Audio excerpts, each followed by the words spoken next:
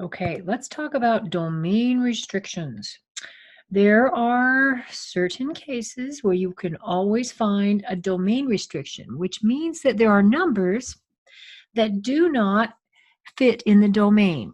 Okay, let me show you an example. So if you have a square root, the square root of a negative number is undefined.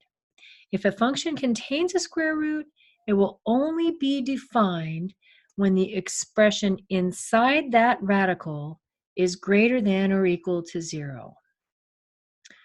This is actually true for any even nth radical. What does that mean? So that means that if you have the square root of 16, yeah, no problem. If you have the square root of negative 16, that's not okay. That turns into an imaginary number, which would be 4i. So we want to keep the numbers inside the square root, which are actually have their own name. It's called a radicand. Okay, so the radicand is what's underneath the radical sign. The radicand is inside the radical. Okay, and so when you are looking for the domain of a function that has a square root, you take the radicand, which is x in this case, and you set it greater than or equal to 0. So x must be greater than or equal to 0 is the domain of this function, f of x equals the square root of x. Now, what I'd like to do is share the Desmos screen, which is right here. Now, I've already typed these in. Okay, so here's the square root of x. And we'll make that a little bigger. Okay, right here. And where'd it go? There we go. And so you can see the domain is going to be all of the x values right here, all the way from 0 to infinity. Okay, so you can see there's nothing on the left side of this where their x is negative. Okay, so let's stop this and share back to our this. Okay, so what I'd like to do is just sketch a little, just a sketch to remind us that the square root function, it started at 0 and it went this way. And that shows that indeed x is greater than or equal to 0 only. Okay, so how does that work with a different radical? Let's look at this one. Here's a radical. Okay, the square root is x plus 6.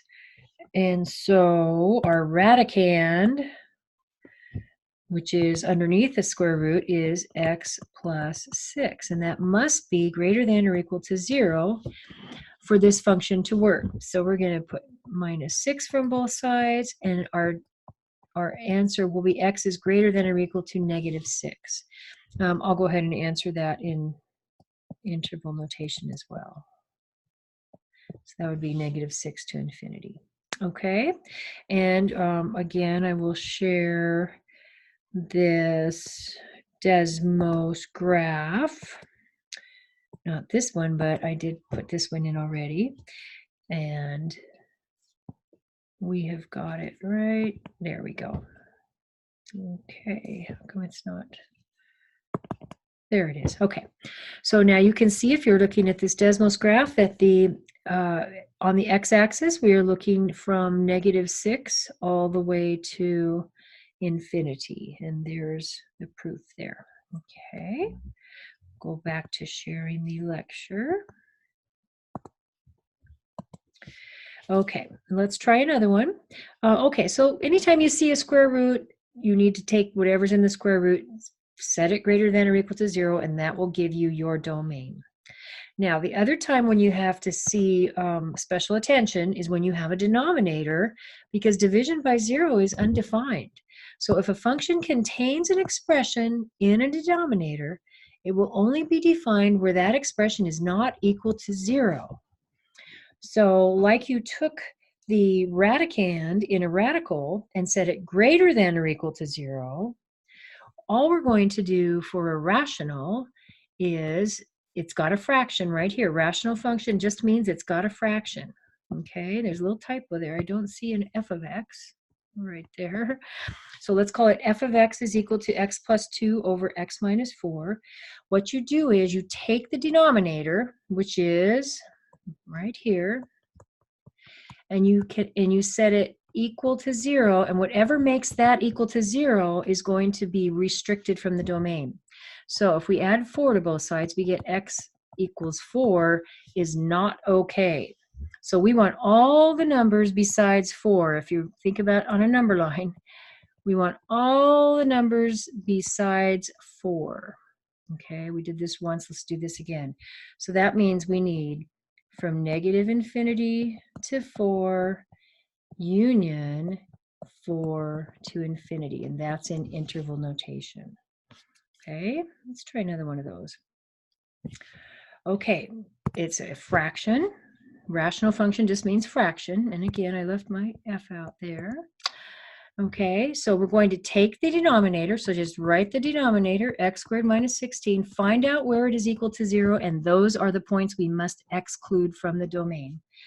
And then I'm going to show you graphs of both of these right afterwards. So let's just go ahead and put 16 on the other side. And if I square root both sides, I would get x is equal to plus or minus 4. So that means that plus and minus 4 are the bad ones. We cannot have those two numbers in our domain. So we want everything from negative infinity up until negative 4, these guys, in between negative 4 and 4, and then everything from 4 to positive infinity. And let's write that out with interval notation. So that would be negative infinity to negative 4 union negative 4 to 4 union 4 to infinity. Okay, and that is our domain. Okay, let's take a break here. Oh wait, I was going to stop and share. Let me just show you the graphs to prove those guys. Okay, so let's look at this one, which is x plus 2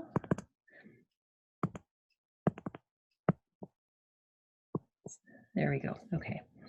Now this is a rational function. You haven't studied these yet. I don't know if you have or not, but this is what we call an asymptote right in the middle, and that would be right at where negative 4 is, and it guides the function very high and very low, and that's what we said, x could not equal negative 4. I'm going to turn this one off, put this one on. Come on, there. Okay, this is kind of a crazy graph. I'll go out a little bit so you can see it. Oh my goodness, okay? So see how it goes all the way up until negative 4, and then it goes down, and then it goes in between negative 4 and 4, which is what we said in our answer, and then it goes past 4 to infinity. So one more time, just going to remind you of what we had said right here. Okay, all right, this will be continued on the next video.